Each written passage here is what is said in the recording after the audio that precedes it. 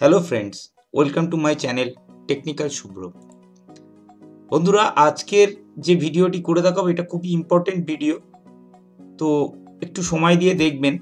এটা হচ্ছে আমাদের যারা বিভিন্ন সরকারি দপ্তরে চাকরি করেন তাদের প্রত্যেকেরই জানেন একটা কম্পিউটেশন শিট এবং স্যালারি শিট প্রতি বছর ফিনান্সিয়াল ইয়ারে আপনাদের জমা দিতে হয়।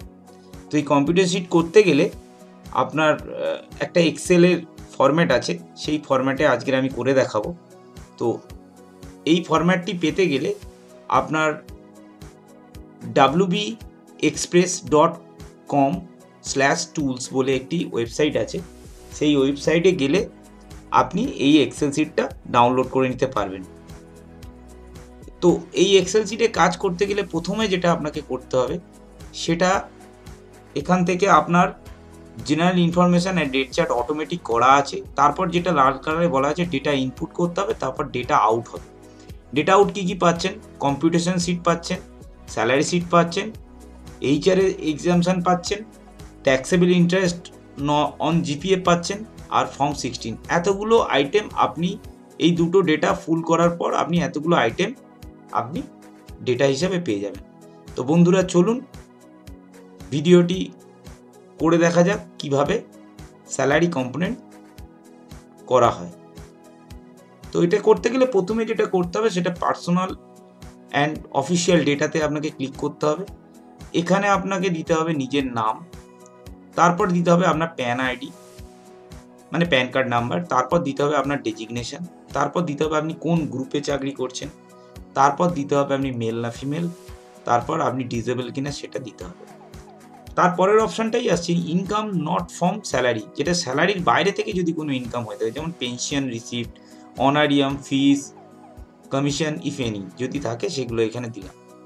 তারপরে আছে income from other sources. Other sources বলতে আপনি যদি কোথাও ব্যাংক ইন্টারেস্ট বা এনআইসি বা কেভিপি বিভিন্ন রকম ফিক্সড থাকে, তার থেকে যদি কোনো ইন্টারেস্ট পেয়ে থাকেন সেগুলো, medical reimbursement, transport allowance, if any other, এছাড়াও এই ওপরের কটা ক্রাইটেরিয়া ছাড়াও যদি আদার কোনো ইনকাম থাকে তাহলে সেটাও এখানে পুট করতে হবে।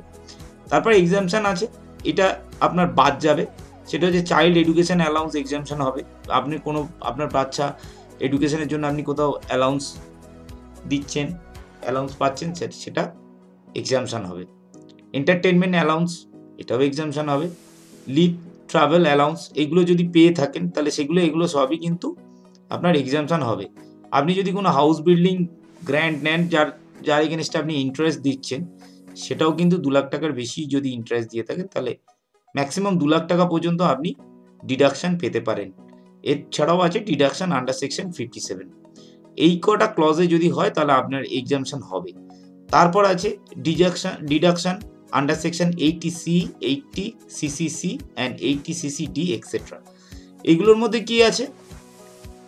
Recovery of principal account of house building advance, যদি কোনো হাউস বিল্ডিং অ্যাডভান্স থাকে সেটা রিকভারি হলে সেটা ডিডাকশান আছে। এলআইসি যদি কিছু থাকে সেটা ডিডাকশান আছে। কন্টিনিউয়াসলি ইউএলআইপি, এটাও এক ধরনের সেভিংস, সেটাও আপনার ডিডাকশান আছে। বা সেভিংস আন্ডার সিটিডিএস রুল, ওই পিপিএফ আছে, সেটাও যদি থাকে তাহলে সেগুলো পাবেন। এনএসসিতে যদি পারচেস করে থাকেন তাহলে তার এগেনস্টে আপনি ছাড় পাবেন। টিউশন ফিস মিনিমাম 1 লাখ টাকা দুটো বাচ্চার জন্য আপনি ছাড় পাবেন। স্ট্যাম্প ডিউটি বা রেজিস্ট্রেশন ফিস, আপনি যদি কোথাও বাড়ি কেনেন তাহলে তার স্ট্যাম্প ডিউটি বা রেজিস্ট্রেশন ফিস আপনি ছাড় পাবেন। Additional deduction under section 80CCD within bracket 1B NPS, এটি একটি সেভিংস অ্যাকাউন্ট, তার মধ্যেও আপনি ছাড় পাবেন। এছাড়া আছে deduction from other section under chapter 6A। এখানে অনেকগুলোই ডিডাকশান বলা আছে, আপনারা দেখে নেবেন। তার মধ্যে কিছু কিছু ক্ষেত্রে বলা আছে বিলো 60 ইয়ার্সের জন্য, অ্যাবাভ 60 ইয়ার্সের জন্য নয়, কেবলমাত্র একটি আছে health checkup, preventive health checkup under section 80D for parents, সেটা হচ্ছে 60 অ্যান্ড অ্যাবাভ ইয়ার্স। এটা একমাত্র আপনার এই ক্ষেত্রে 60 ওপরে ঊর্ধ্বে হতে হবে। বাকি আরো অনেকগুলো আছে, হায়ার এডুকেশন আছে, এ আছে, রাজীব গান্ধী এনকোয়ারি সার্ভিস আছে, এগুলো আছে। Deduction for donation under section 80G, যদি কোথাও ডোনেশন করে থাকেন প্রাইভেট ট্রাস্টে বা ট্রাস্ট অফ ফান্ডে বা গভর্নমেন্টে কোনো বা অ্যাপ্রুভ কোনো রিসার্চ অর্গানাইজেশন যেগুলো থাকবে সেখানেও যদি কোনো আপনি ডোনেশন করে থাকেন তাহলে আপনি এখানে ছাড় পেতে পারেন। ট্যাক্স অলরেডি পেড, যদি আগে থেকে কোনো ট্যাক্স পে করেন, তো কেউ যদি সারা বছর ধরে প্রতি মাসে ট্যাক্স পে করে তার টোটাল ট্যাক্স পেটা কত টাকা ট্যাক্স পে করেছে সেটা এখানে আপনি দিতে পারেন। Are you entitled to get the deduction, আপনি যদি এন্টিলেটেড থাকেন কোনো ডিডাকশানের জন্য তাহলে হাউস রেন্ট পেডের ক্ষেত্রে, তাহলে সেক্ষেত্রে দেবেন, ইয়েস করবেন, আর যদি না হয়ে থাকে তাহলে নো করবেন। Did you live in metro, মানে মেট্রো মানে এখানে মেট্রোপলিটন মানে শহর কেন্দ্রিক কোনো জায়গায় যদি আপনার অ্যাড্রেস হয়, আপনার বাড়ির অ্যাড্রেস হয় রেসিডেন্সিয়াল অ্যাড্রেস, তাহলে সেক্ষেত্রে কিন্তু ইয়েস হবে, otherwise no. House rent paid by the employee annually যদি কোনো হাউস রেন্ট পেড করে থাকেন বা মান্থলি পে করে অ্যানুয়ালিতেও আপনি এটা দেখাতে পারেন। রিলিফে যদি কোথাও রিলিফ এর জন্য ডোনেশন করে থাকেন তাহলে সেক্ষেত্রে এখানে আপনি দিতে পারেন অ্যামাউন্ট। এরপরে দেখুন আসছে ডিটেলস অফ অফিস, মানে আপনি যে অফিসে চাকরি করেন সেই অফিসের ডিটেলসটা আপনাকে দিতে হবে। তো প্রথম আছে কি অফিস অফ দ্য, তার মানে আপনি যে অফিসে চাকরি করেন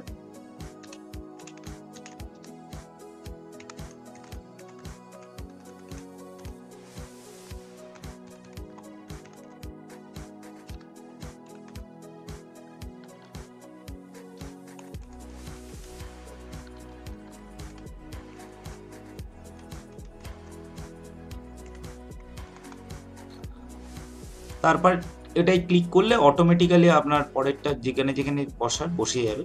তারপর আছে প্লেস, তারপর আছে আপনি কোন ডিপার্টমেন্টে আন্ডারে চাকরি করেন। আপনার অফিস হচ্ছে নিজস্ব, কিন্তু আপনার নিজস্ব একটা ডিপার্টমেন্ট আছে যেখানে তিনি যে ডিপার্টমেন্টের হবেন সেটাই আপনাকে ওখানে দিতে হবে।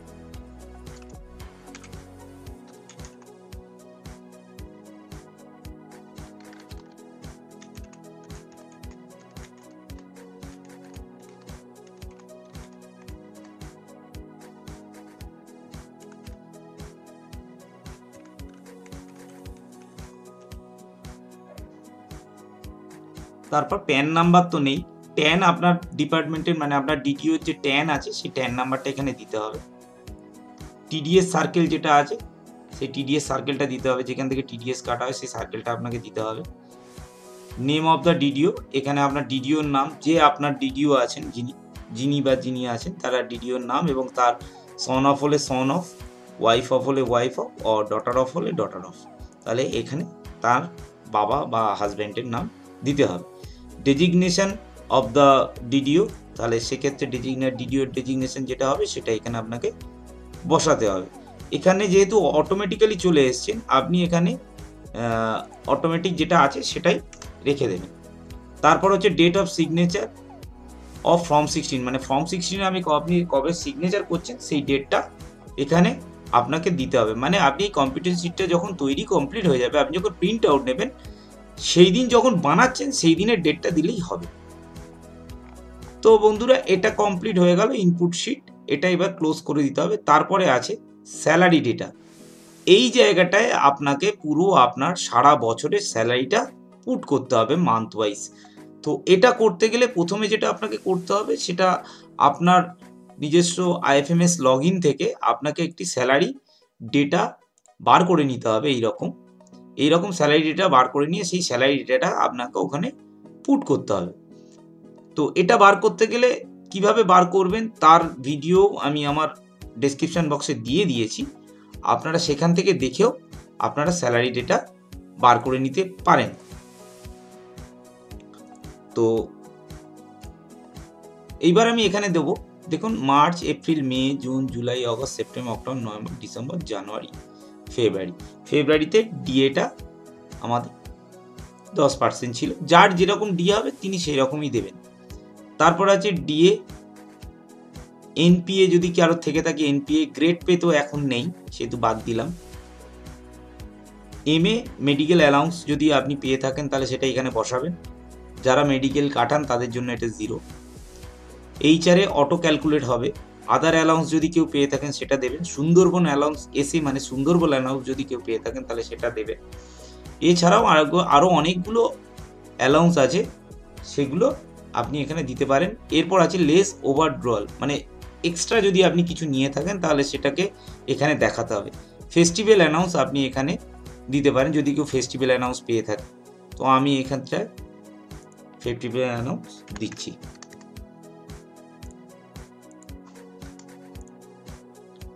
ফেস্টিভ্যাল অ্যানাউন্স দেওয়ার পর যেটা হলো আপনার গ্রস পেটা চলে এলো। এরপর হচ্ছে আপনার ডিডাকশন আসছে। ডিডাকশনের মধ্যে কি আছে? GPF সাবস্ক্রিপশন, আপনি প্রতি মাসে কত GPF সাবস্ক্রিপশন দিচ্ছেন।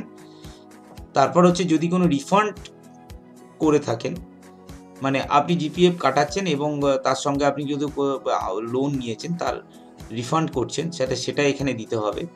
GI জেনারেল ইন্স্যুরেন্সের জন্য কত টাকা কাটছে আপনার স্যালারি, এই সিটটার মধ্যে সব দেওয়া আছে, সেগুলো আপনি পরপর দেখে দেখে করতে পারেন। HR হাউস বিল্ডিং লোন যদি কিছু থাকে তার প্রিন্সিপাল ইন্টারেস্ট আপনি এখানে দিতে পারেন। IT ইনকাম ট্যাক্স, এখানে যারা ইনকাম ট্যাক্স কাটান প্রতি মাসে তারা এখানে ইনকাম ট্যাক্সটা দেখাবেন। PTAX অটোমেটিক্যালি আপনার PTAX যার যেরকম হবে সেরকম দিতে হবে। এরপর আপনার আসছে নেট পে। নেট পেটাও এটা অটোমেটিক ক্যালকুলেট হয়ে যাবে।